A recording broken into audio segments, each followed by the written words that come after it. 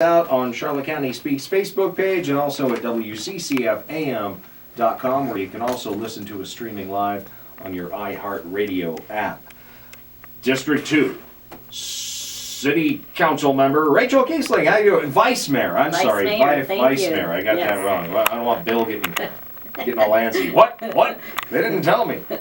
So that's right. So you're Vice Mayor, and that you guys just got sworn in for that, didn't you? Yes, we did. Mm-hmm. And I'm in my second 2-year term, so it's the first 2 years went by fast, but it took me probably a good year, the first year, to really get comfortable with everything and to learn all the departments and feel comfortable up there in the meetings, and it's a lot of material to go through for every meeting. So I don't think most people understand that there's a lot of research and reading that goes along with the agenda items, and we brief every week with Howard. So the staff is very helpful in helping us know, the issues and what's on the agenda. Excellent. And you brought Lisa Hannon, who is, my co-chair for the 125th anniversary celebration. How you doing, Lisa? Thanks for coming in. Thank you. And wow, 125 years. It doesn't seem that long. Yes. Seems like just yesterday. And, in fact, the city is older than the county, which, most people might not know that, but it was incorporated into DeSoto County, actually. That's where the incorporation papers are, so that's kind of a neat tidbit.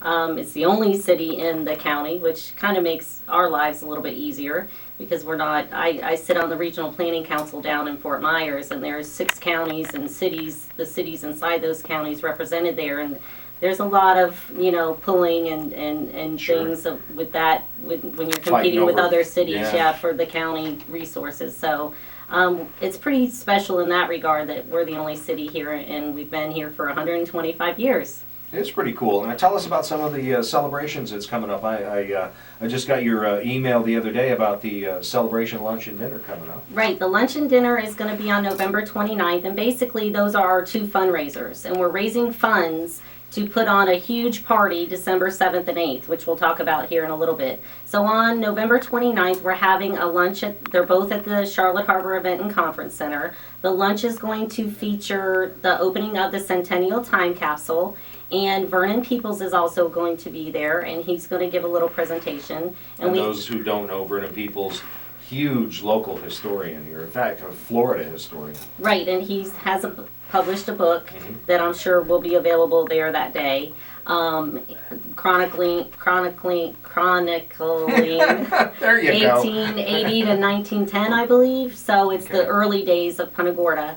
And he's going to give a timeline presentation. I'm going to be meeting with him on Monday to go over it, which is pretty funny because I was on the phone with him yesterday, and trying to dial down 125 years into a 20-minute presentation is going to be a little bit challenging for Vernon. Even if you just hit the highlights. Right. So he said, if you want me to speak to something that happened every single year for the last 125, I can. That's probably not going to fit in our program, but we will have him there, and his sister, Gussie Baker, she was the head of the Centennial celebration 25 years ago. She's the one that put together this time capsule. So she will be picking her up at City Hall with a time capsule on the antique fire truck and parading her over to the event center to open it. And we're also going to have musical entertainment there at the luncheon as well. Great, excellent. And also after the luncheon, there's all kinds of other stuff. What's a chess tournament, the bike parade? Tell us about that. All of that is going to take place tonight, and I'll let Lisa tell you more about that. You would. Well, tonight we're kicking off in conjunction with the Downtown Merchants and the Punta Gorda Chamber of Commerce, the Gallery Walk, which happens the 3rd Thursday of every month, but they're letting us piggyback with them to start our 125th anniversary kickoff. And Rachel's been very instrumental in getting the Punta Gorda Middle School. We have a teacher there that her math curriculum is teaching chess. And a lot of the history in the city of Punta Gorda were the nighttime chess tournaments. And so we're having a chess tournament for the middle school kids. I think we have 40? We have 41. We have 41 kids wow. Signed up for this chess tournament tonight. And we will also have the hand-carved life-size chess pieces on display for people to see. Gallery walk's full of a lot of activities tonight. We have the pardoning of the city turkey at Centennial Bank at 5 p.m. There's going to be music, Christmas caroling with Good Shepherd, the choir at the tree location, and the tree location for the downtown Merchants tree is at the corner of West Olympia and Taylor in Hector House Plaza across from the historic courthouse. Okay. So the tree lighting will actually take place around 7:45 tonight. The chess tournament starts at 5:30 at the Harold Court FGCU campus. We encourage quiet spectating.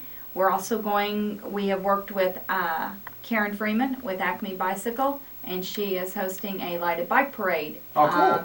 And she is doing the ring around the city. That is going to be their route. They're meeting at Acme Bicycle, which is at 615 Cross Street. I believe they're meeting and starting around 6 or 6:30. And they're going to end up down in front of the tree by 7:30.